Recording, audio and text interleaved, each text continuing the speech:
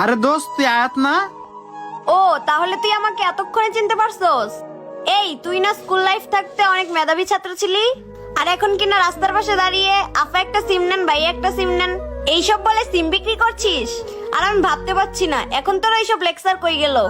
জীবন আমার তো ভাবতেও অবাক লাগতেছে, আমাদের স্কুলের সেরা ছাত্র কিনা সিম বিক্রি করতেছে, তাও কিনা আবার রাস্তার পাশে দাঁড়িয়ে। অঙ্কন তাড়াতাড়ি চলো, অফিসে যাইতে লেট হয়ে যাচ্ছে। আপু সিম লাগবে? বাংলালিংক সিম, অনেক ভালো সিরিয়ালের সিম আছে। এই দেখ, এখন আমাদের কোনো সিম টিম লাগবে না। আপু কোনো টাকা পয়সা লাগবে না, সিম একদম ফ্রি। আর সিমের নাম্বারগুলো অনেক সুন্দর আছে, আর আপনি চাইলে এখান থেকে একটা সিম নিতে পারেন। এই দেখ, তোরে বলছি না আমি আমাদের কোনো সিম টিম লাগবে না, আমরা এখন একটা বড় কোম্পানিতে ইন্টারভিউ দিতে যাচ্ছি। আপু একটা সিম নেন না, সকাল থেকে আমরা একটা সিমও বিক্রি করতে পারিনি। এই ফকিন্নি, তুই সিম না বিক্রি করতে পারলে আমার কি? তো আপু আপনি বললেন ইন্টারভিউ দিতে যাবেন, তো কোন অফিসে ইন্টারভিউ দিতে যাবেন একটু কি জানতে পারি? আজব তো। এই ফকিন্নি, তুই শুনে কি করবি? আমি কোন অফিসে ইন্টারভিউ দিতে যাব? শোন, ওই যে বড় বিল্ডিংটা দেখতে পাচ্ছিস না, আমরা ওই কোম্পানিতে ইন্টারভিউ দিতে যাব। আপু আপনি যে ওই অফিসে ইন্টারভিউ দিতে যেতেছেন, তাহলে বায়োডাটা কোথায়?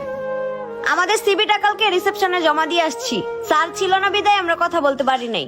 কাল রাতে স্যার আমাদের কল দিয়েছিল তার সাথে দেখা করার জন্য, তাই আমরা আজকে যাচ্ছি।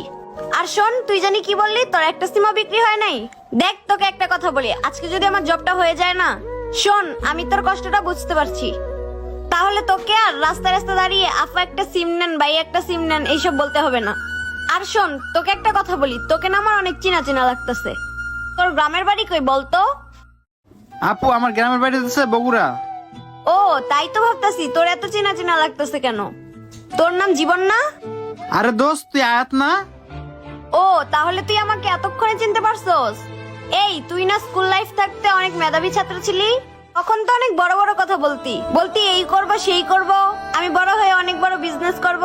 এখন কই গেল তোর এইসব? আর এখন কিনা রাস্তার পাশে দাঁড়িয়ে আপা একটা সিম নেন ভাই একটা সিম নেন এইসব বলে সিম বিক্রি করছিস। আর আমি ভাবতে পারছি না এখন তোর এইসব লেকচার কই গেল। জীবন আমার তো ভাবতেও অবাক লাগতেছে, আমাদের স্কুলের সেরা ছাত্র কিনা সিম বিক্রি করতেছে, তাও কিনা আবার রাস্তার পাশে দাঁড়িয়ে। আর তোকে তো আমি একটু আগেই বলতেছিলাম যে ওই অফিসটা ইন্টারভিউ দিতে যাব। আমার যদি চাকরিটা হয়ে যায় না, তাহলে তো আমি ওই কোম্পানি থেকে একটা গাড়ি পাবো, আর সেই গাড়ির ড্রাইভার হিসাবে না হয় তোকে আমি রেখে দিব। তুই না হয় একটু কষ্ট করে গাড়ি চালানোটা শিখে নিস, আর গাড়ি চালানো শিখতে যত টাকা লাগে আমি না হয় তোকে দিয়ে দিব, তাহলে তোকে আর রাস্তার পাশে এমন দাঁড়িয়ে সিম বিক্রি করে খেতে হবে না। আচ্ছা এখন থাক তুই, আমার আবার ইন্টারভিউ লেট হয়ে যাচ্ছে, আমি এখন চলে গেলাম। তাহলে চল অঙ্কন, আমাদের আবার লেট হয়ে যাচ্ছে। আয়াতে ছোটকালে সেই অহংকারটা এখনো গেল না, খারা তোরে ফোন দিয়ে তোর অহংকারটা ভেঙে দিতেছে আমি।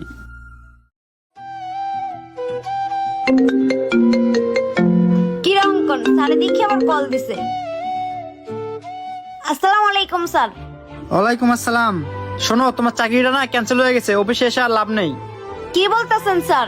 কেন? তুমি একটু পেছনে তাকিয়ে দেখো। কি কি ব্যাপার? জীবনেই দেখি আমার সাথে কথা বলতেছে, তার মানে কি জীবনেই স্যার নাকি? অঙ্কন চল তো দেখি। জীবন তুই? হ্যাঁ আমি। আর জীবন না, স্যার বলে বলো। শোনো তুমি যে কালকে বায়োডাটা দিয়ে আইছো, আমি তোমার সেই বায়োডাটা দেখে তোমার পরিচয় আগেই পেয়ে গেছি। তুমি সেই অহংকারী আয়াত। তুমি যে এদিক দিয়ে আসবা এই জন্য আমি এগুলো নিয়ে তোমার একটু পরীক্ষা নিতেছিলাম। এখন তোমার পরীক্ষা নিয়ে দেখলাম তুমি আগে যেরকম অহংকারী আছো এখনো ঠিক ওই রকমই আছো। দেখো তুমি হয়তো ভাবতেছো আমি সিম বিক্রি করতেছি, কিন্তু না, এটা তোমার একটা পরীক্ষা নেওয়ার প্ল্যান ছিল আমার।